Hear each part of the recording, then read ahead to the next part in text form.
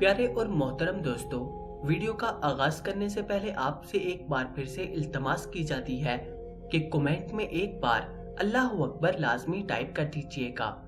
यहाँ पर इसका मकसद सिर्फ और सिर्फ अल्लाह रब्बुल इज्जत की बड़ाई बयान करना है।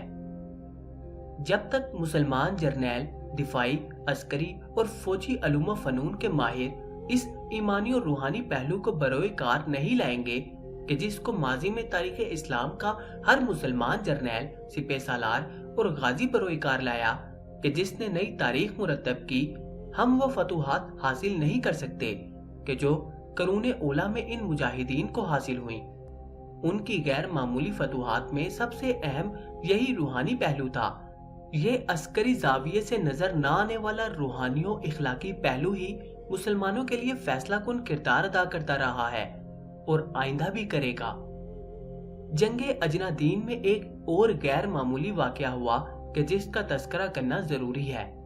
वरदान बोर के जो रूमियों का एक कमांडर था, उसने मंसूबा बनाया कि हम धोखे से सैयदना खालिद बिन वलीद रजी अल्लाह अन्हु को शहीद कर देते हैं, और इस मकसद के लिए एक खास मकाम पर उसने अपने 10 शाहसवार छुपा दिए और एक आदमी कासिद के तौर पर खालिद रजी अल्लाह तआला अन्हु के पास भेजा कि जो आप रजी अल्लाह तआला अन्हु से ये कहेगा कि सुबह वरदान आप रजी अल्लाह अन्हु से मिलना चाहता है, यानी रूमी सिपह सालार मैदान जंग के ऐन बीच में हजरत खालिद रजी अल्लाह तआला अन्हु से मुलाकात करना चाहता है।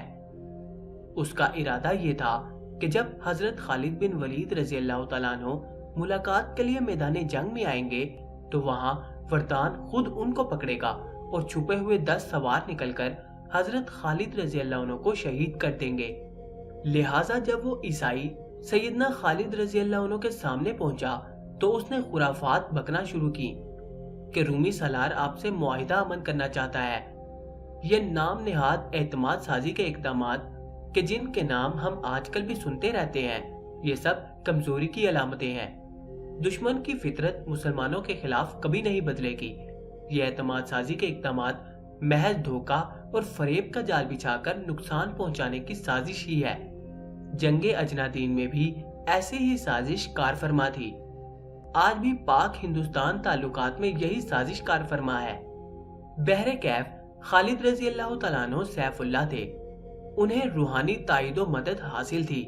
बज़ाहिर कोई वजह नजर नहीं आती थी कि कासिद की बात पर एतबार ना किया जाए, लेकिन अल्लाह की तरफ से इशारा हुआ और ये अल्लाह का मुजाहिद जलाल में आ गया।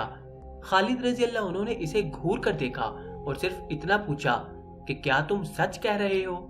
तो खौफ के मारे इस कासिद के ओसान खता हो गए और उसने अपनी जान की अमान लेकर सारे राज बता दिए।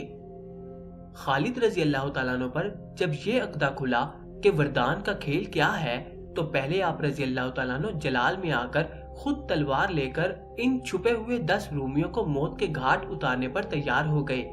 मगर हजरत अबू उबैदा बिन अल जर्राह रजी अल्लाह तआला अन्हु ने सलाह दी कि खुद जाने के बजाय ज़रार रजी अल्लाह तआला अन्हु को भेज दें, और ज़रार रजी अल्लाह तआला अन्हु वहां जाकर इन रूमियों को कत्ल कर देंगे या उनको जिंदा गिरफ्तार करेंगे, और फिर अगले दिन की तरतीब वैसे ही रखी जाए कि जैसे पहले से तयशुदा थी, ताकि रूमियों को शक ना गुजरे। लिहाजा अगले दिन जब हजरत खालिद बिन वलीद रजी अल्लाह तआला अन्हु रूमी सिपा सलार वरदान से मुलाकात के लिए मैदान के ऐन दरमियान में पहुंच गए, तो इससे पहले ही रात को हजरत ज़रार रजी अल्लाह तआला अन्हु 10 साथियों के साथ जाके इन 10 रूमियों को कत्ल कर चुके थे और उनके जंगी लिबास और जरा बख्तर पहनकर खुद वहां छुपे हुए थे। जब वरदान ने वही शरारत की कि जिसका मंसूबा उसने बना रखा था और खालिद रजी अल्लाह तआला अन्हु को पकड़ने के बाद अपने साथियों को आवाज दी, तो खालिद रजी अल्लाह तआला अन्हु सुकून से अपनी जगह खड़े रहे और हजरत ज़रार रजी अल्लाह तआला अन्हु 10 साथियों के साथ वरदान को घेर कर खड़े हो गए। जब वरदान ने यह देखा कि खेल उलट गया है, तो उसने खालिद रजी अल्लाह तआला अन्हु से सिर्फ ये इल्तिजा की कि मुझे अपने हाथ से कत्ल कीजिएगा, ज़रार रजी अल्लाह तआला अन्हु के हवाले ना करें। खालिद रजी अल्लाह तआला अन्हु इतने जलाल में थे कि उन्होंने ज़रार को सिर्फ इशारा किया और देखते ही देखते ज़रार रजी अल्लाह तआला अन्हु ने वरदान का सर तन से जुदा कर दिया। अजनादीन में फतह हासिल करने के बाद मुसलमानों का रुख वापस दमिश्क की जानिब हो गया। دمشق میں مسلمان فوج کو دو حصوں میں تقسیم کر دیا گیا۔ ایک طرف سیدنا خالد اور دوسری جانب سیدنا ابو عبیدہ بن الجراح رضی اللہ تعالیٰ عنہ نے کمان سنبھال لی۔ دمشق کے لوگوں کو یقین تھا کہ دمشق کا مضبوط قلعہ ان کی حفاظت کرے گا اور وہ کسی بھی قیمت پر صلح پر راضی نہیں تھے۔ جو مار رومیوں کو اجنادین یا باقی چھوٹی چھوٹی لڑائیوں میں پڑ چکی تھی، وہ اس سے نہایت خوفزدہ تھے، لہٰذا باہر نکل کر جنگ بھی نہیں کرنا چاہتے تھے۔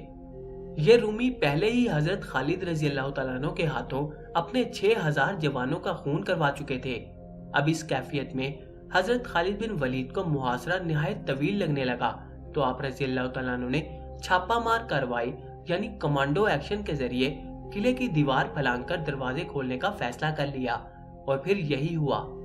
شہر کے ایک جانب سے حضرت خالد رضی اللہ تعالیٰ عنہ اپنی فوجوں کو لے کر جنگ کرتے ہوئے داخل ہو گئے۔ جب لوگوں کو معلوم ہوا کہ حضرت خالد رضی اللہ تعالیٰ عنہ شہر میں داخل ہو گئے ہیں اور شکست یقینی ہے، تو شہر کی قیادت اس دروازے کی طرف دوڑی کہ جہاں حضرت ابو عبیدہ رضی اللہ تعالیٰ عنہ کی فوجیں موجود تھیں، اور دروازہ کھول کر حضرت ابو عبیدہ رضی اللہ تعالیٰ عنہ کو امن و عافیت کے ساتھ شہر میں داخل ہونے اور اپنے ہتھیار ڈالنے کی پیشکش کرتے ہوئے صلح کے شرائط طے کر لیے۔ حضرت ابو عبیدہ رضی اللہ تعالیٰ عنہ نے ان کو امان دے دی، لیکن دوسری جانب حضرت خالد بن ولید رضی اللہ تعالیٰ عنہ کو اس امان نامے اور صلح کی اطلاع نہیں ہوئی تھی، اور وہ ابھی تک لڑائی میں مصروف تھے۔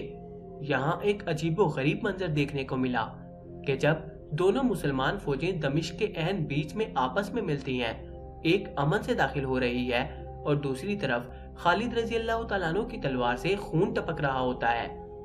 خالد رضی اللہ تعالیٰ عنہ کا استدلال یہ تھا کہ میں نے شہر تلوار کے زور پر فتح کیا ہے، جبکہ حضرت ابو عبیدہ رضی اللہ تعالیٰ عنہ اس بات پر مصر تھے کہ یہ شہر ایک صلح کے نتیجے میں قبضے میں آیا ہے۔ بالآخر حضرت خالد رضی اللہ تعالیٰ عنہ نے ابو عبیدہ رضی اللہ تعالیٰ عنہ کی دلیل کو تسلیم کر لیا اور تمام امن کی شرائط مان لی گئیں، اور اس طرح مسلمانوں نے دمشق پر بھی قبضہ کر لیا۔ عزیزان گرامی، حضرت خالد بن ولید کی زندگی کی باقی کی داستان انشاءاللہ تعالیٰ اگلی قسط میں بیان کی جائے گی۔ آپ سے التماس ہے کہ چینل کو سبسکرائب کر کے ہماری اس چھوٹی سی کمیونٹی میں شامل ہو جائیے۔ ویڈیو کے بارے میں آپ کا کیا خیال ہے؟